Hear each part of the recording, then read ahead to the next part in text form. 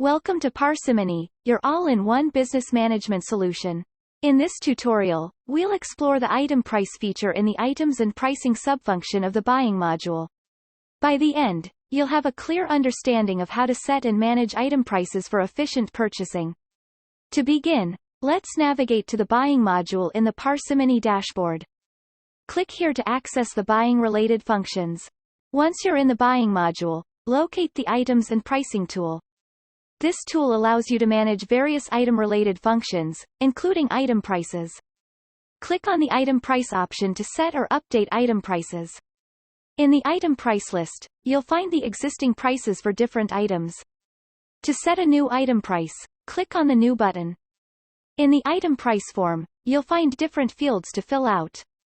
Start by selecting the item for which you want to set the price. You can search for the item by its code or name. Choose the price list that you want to associate with this item. A price list contains different pricing tiers or rates based on various factors. Specify the currency in which the item price is applicable. Enter the price value for the item in the specified currency. Once you've filled out the necessary details, click on the Save button to set the item price. A confirmation message will appear, indicating that the item price has been set successfully.